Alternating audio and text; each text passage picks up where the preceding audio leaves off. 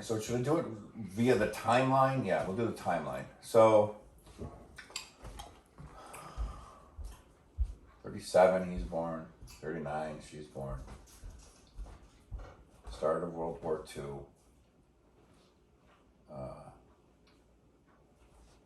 Month after you're born.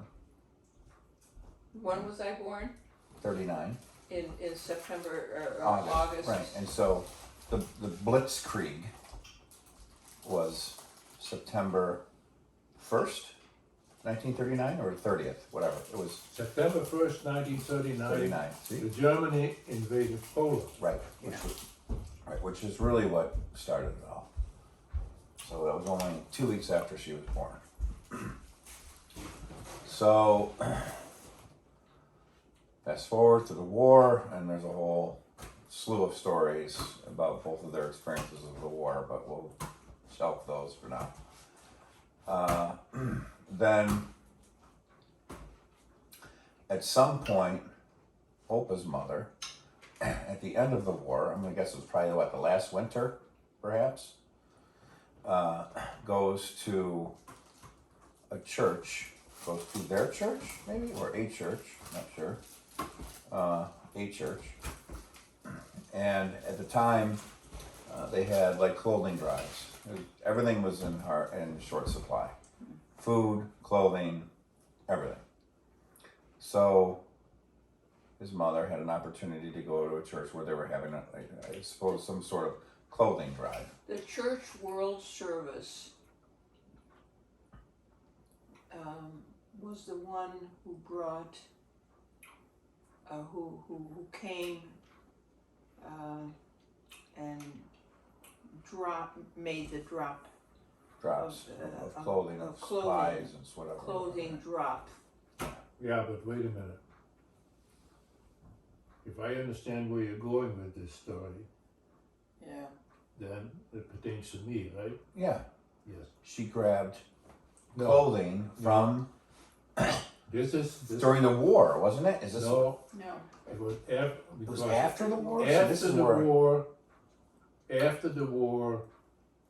the churches and various institutions in the United States right, Right. had clothing drives. Yes. and they And sent they were over. sent over Right. to Europe. Right, but I thought that was during the war. No, how would they be able to do that during the war? Well, okay, all right. Yeah. Yeah. So So how far after the war? What year would you suspect that was? my guess is that it was 1946. Okay, so maybe a year after the war ended. The spring, because Mary Jean said she was 8 years old. She was born this, So it must have been 48, 38, January 38. 31st, I think, 1938. 8. Okay. So, All right. Okay. so So it was just after the war ended yeah. that Yeah. his mother went to this church to And get clothing. there was a social agency called the Green Cross that distributed those clothing. Clothing. Yes. So my mother was visited by the mother of a friend of mine who said, "You gotta go because you have children's clothing there." It was late afternoon. So my mother went, but by that time most of the children's clothing were gone. Picked over. Yeah. And so she got just a few items, but she also got a man's suit coat. And in that suit coat, in one of the pockets was a little note that said, Mary Jean Wait. Holland, 170 Northmore Avenue, Rochester 7, New York. H8, write if you can. But you didn't see that at the time. You're jumping ahead. No. I didn't. No. I did. My parents saw it and they saved the note. Right. They saved the note. She brings the jacket home. She finds this note, and she puts it in a desk drawer or something, tucks it away. Yeah. Yeah. And you didn't, at the time, you didn't see it. You were No, because you were nobody knew only English. 7 years old. Yeah. Yeah. So it sits at her house. He graduates high school, No, I was about or 12 or 13 oh, that I was rummaging through her drawers because I was looking for old stamps. Because I started a stamp collection. And I found this note, and I asked my mom about it, and she told me about it. And somehow I must have copied the address, the content of the note and the address somewhere. Because years later, I think at the time my mom said, well, you know, when you go to high school and you learn English, I will write a thank you note and you can translate it in English and we'll send it. Well, that didn't happen. So some years later I asked her about the note and we couldn't find it. But I had the address. So when I was in the army, right, so he graduates high school. He goes in the army. So in the Dutch, At what age? you had to serve. you were drafted You were drafted. You had to serve 2 years in the Dutch army. at the time. As They I still told you, had in the those draft days. over in the United States too at that time. So. Okay. So he had to do 2 years in the Dutch army. He was a tank commander. And if you can believe this, one weekend, he actually got in trouble. He got into trouble. I know it's hard to believe, and Nicholas, if you can even imagine this, Into this trouble. guy here, he got in trouble. Well, I tell you why I got into trouble. See, he just. Because You know, I he has a reason. See, it's coming out. I had a captain who never liked me for some reason. I think it was because when I joined the active troops after my schooling in the army, just before that I broke my arm in one of the exercises. Oh. And so when I came to the active troops, there was a new unit and lots of things had to be done, and some things I couldn't do because I had my arm in a sling. And he didn't care for that at all. So, And eventually, Anyhow. I think he got into trouble. so anyway, so that one time we doing was field exercises, and at a certain point in time, after we had done this, I gave them a 5-minute break, smoke break. That was customary. Mhm. Well, just at that moment, the captain came by and said, "What are you doing?" I said, "Well, you know, we've been doing this and that and everything, and just take a break." Well, you're not supposed. Okay, I want to see you in my office. So anyway, I got in the office and he said, you can't go home on the weekend. You have to stay on the base. Yes, he was He was in Wow. restricted to barracks. Wow. Restricted the back. Restricted to barracks. Just because he went. Right. Okay. Well, you know, it doesn't take much in the army. They just if they can find a reason to mess with you, they So will. anyway, So he's restricted to barracks for the So- weekend. rather Bored. than being bored, I started to write a letter. Uh-oh. He had I must taken have- the I must address have- with him. I must have planned ahead because I had my dictionary with me. Oh my God. Your English, yeah. I love it. Yeah. So I wrote a letter and sent it off. The parents still lived at the same house. All right. No, this was what year now? This was This was 1958. all right. So this was 12 12 years 12 years. after his mother found the note in the jacket Okay, after the war. got it. 12 years. Okay. Yeah. So So he writes a letter I to letter. this girl, not knowing really if they lived there anymore or anything. He really didn't know anything. The girl actually at the time was in Florida. She was part of some kind of show. She did what they call Roman riding. on horses, you know, one Oh, leg on one okay. horse and another leg on the other horses.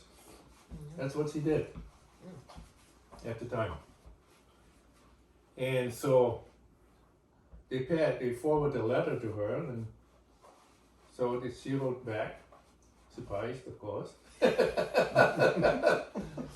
And so then I wrote back to her, and then she wrote back. The next letter I got, she was back in Rochester. She was a legal assistant, a legal secretary, I should say. Yeah. I thought, why, things really move fast in America. So anyway, we started this correspondence. In 1960, in the spring, she and a girlfriend from her church decided to make a trip to Europe. And they went to various countries. The other girl had some family in Denmark, so they went there. They went to Germany. They went to France. They went to Rome, Italy. Like they took the train to Rome, and I think they took the next train back or something like that. But anyway, they arrived at our place. He stayed a week with us. We toured him around the area, In Enschede. Enschede. And she said to me, you know, if I ever had plans to go to the United States, her parents would sponsor me. In order for to come as an immigrant, you had to have a sponsor, Mhm. or you had to have a job. Either way. So, I thought, well, That, you know the reason why for that. Well, you just said. well, you're supposed to support yourself. This Right, way right, that if, exactly. They're not Yeah, having to yeah. pay if for the your person whole year. wasn't holding a job, then the sponsors would be legally responsible for you. Okay. So anyway, the girl was not bad looking, and I was a bachelor. Yeah. You know, She was nice. so I thought, well, why not? You know, if you had the opportunity to go to America, that was always, you know, it's an incentive. So I applied for a visa through there was a Christian organization that helped immigrations, and so I went through them, and they helped me with all the paperwork, and a year and a half I had to wait for a visa. Wow. You were still writing her in the meantime. Oh yeah, we Oh yeah. kept on corresponding, and then so November 1st, 1961. So in a couple of weeks, it's going to be 60 years that I got on the boat called the Rotterdam, in Rotterdam. Oh my What God. you're leaving out is that you were able to secure free passage. You didn't explain that part. No, I'm not leaving it out. I haven't gotten to it yet. The Dutch government at the time was promoting immigration because housing shortages after the war, and so Indonesia. I didn't, you know, and yeah, a lot of people from Indonesia were coming back because Indonesia, it used to be called the Dutch East Indies, had become independent. Okay. So, so there was a housing crunch, really. Anyway, I didn't pay a cent for the passage. He even gave me $30 pocket money to arrive in the United States. That's fine. November 8th,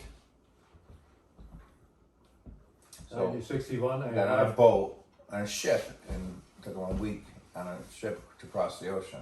Oh. Yeah. November 8th, we arrived in New York. Ellis Island? The girl, no, on Hoboken. Oh, New Jersey, okay. That was past the time of Ellis Island. Oh, okay, yeah. The girl, Mary Jean, and her parents were there to pick me up. We stayed overnight somewhere else in Hackensack, I think. And the next day, November 9, we arrived in Rochester. My birthday. Yeah. Yeah. That's pretty neat. And then 2 weeks later, JFK was assassinated. Huh? Oh no, that was 63. Never mind. That was 2 years. No, this is still 61. Yeah. 61, yeah. That's right. By then I was in the picture already. Yeah, that's right. Yeah. So, all right. So you went and you lived at Mary Jean's house. Until about, I think it was probably somewhere in February, It's about 3 months. Okay. that I joined up with Dick Van Heijs. Dick lived in an apartment in Oxford Street, just off East Avenue. Mm-hmm. The convent on the corner there, and just behind the convent, the second floor apartment. He had a roommate, but he had moved away. So And he's part of this church group, the same church group. yeah. So I moved in with him, and You got a job. I got a job at Rochester,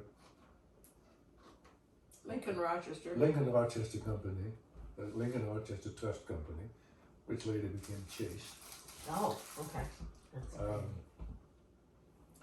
And it was, I got the job, some was in the middle of November, Christmas rush, a lot of check processing Mm-hmm. at the time. So that's what I did until just after Christmas, and then when that kind of slowed down because of the Christmas purchases, it put me into the auditing department, and I had to sit in the basement in the trust vault checking in and out certificates, stocks and bonds, and so I had to verify that the paperwork that went with the certificates was accurate and processed.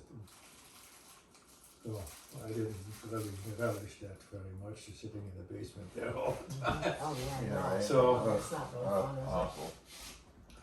So around the end of May, June or something, somewhere around there, I said I was earning $43 a week. A week. Yeah. Well, of course, things were a lot cheaper then. Yeah. But nevertheless, it wasn't much. So I asked for a raise. And the controller said to me, well, he said, you can take it or leave it. I said, well, then I'll leave it. I had a week vacation time coming, so I spent that week pounding the pavement, literally, looking for another job. I finally found one at General Railway Signal Company, Oh, okay. which was at the end of West Avenue, although they also had a satellite plant at Hague Street, which is off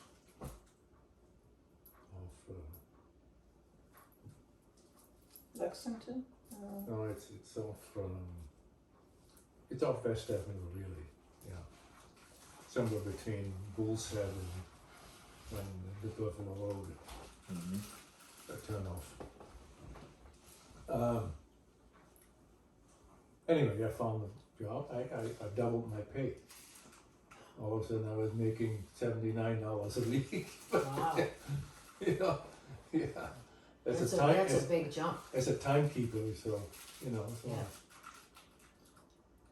And I pretty much did that until we married, I guess, after we married.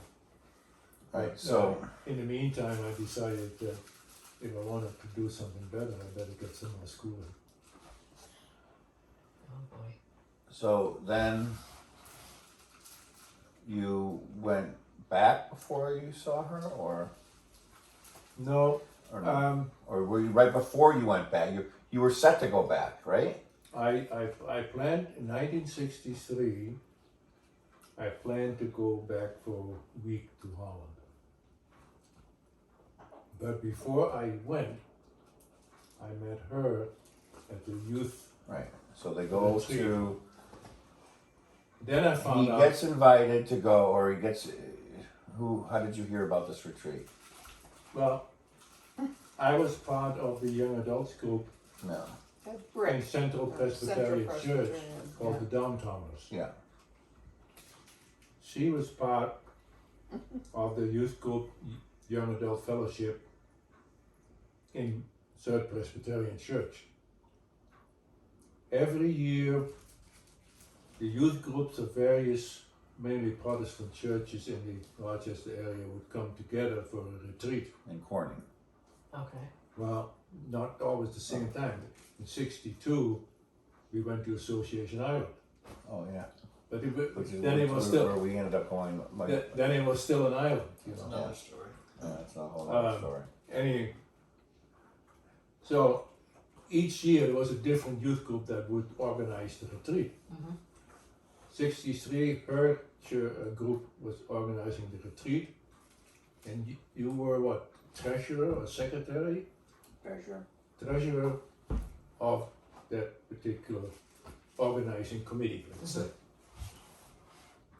So in the meantime, I had been elected president of my youth group. Mainly because Mary Jean told me that I had been president of the youth group in the Netherlands, which I was, before I went. Oh my God. So they figured I knew what to do. Anyway, You so had an experience. in order to do some organization or whatever, I had to get in touch with her. And so I called her one time, and she says to me sometime during the conversation, "Are you Dutch or are you German?" I said, "I'm Dutch." "Oh," she says, "then you can talk Dutch too in Dutch." Oh my God. Which was quite a surprise to me. Right. That's the first Dutch you heard in coming to the United States. Yeah. Well, anyway, So Yeah. we met So we met at the retreat So they go down at the the street. retreat. at Oh, okay. Watson Homestead in Painted Post. Really? That's a retreat center. Okay. But what were you doing at the retreat? Hmm? What were you doing at the retreat? I was the treasurer. And what else? And a soloist. Oh, yeah, I was During the Oh, service oh, in the beginning, when we first got together, we had a service. She was singing a solo. Remember what the solo was? She'll feed his flock. He said Fried's flock on the Messiah. And I thought, oh, she has a beautiful voice. She's the one. Right? That's pretty. So we kind of met. The rest is history, I guess. Yeah. So they met. And did you hang out at the retreat? Yeah. And then what was the next time you saw him after the retreat? Well, Following weekend, probably. I'm not sure we made a date at the time. I was working at 23 school. I was teaching at 23 school, which is in Park Avenue, right near his apartment. So, but it wasn't So it far was from very where- convenient for him to always swing by 23 school after work. Yeah, I just happened to go by. Just happened. Just by happenstance. Yeah, right. Just by coincidence. Just at the time as he was leaving, you know. Oh, yeah, So right? he bumped into you? No, see here, there's an old Chevy, 94 Chevy. So I just saw her drive out, and I honked my horn, and she stopped. Who the heck is that? I said, "Oh, how are you He's stalking me. Right? That's right. So anyway, The rest is somehow we made some dates together. So Right. So then, hang on. So when we were in Albany this weekend, this summer, Elizabeth pulls this out. oh, I know what that is. And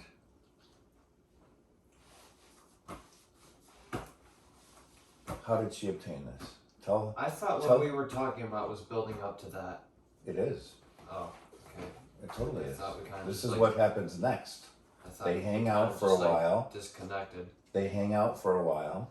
They date for a while. And then on September 5th, 1963, Elizabeth Telsma writes a letter to, Gene Davis. so they have these friends in Iowa, Okay. in Knoxville, Iowa, and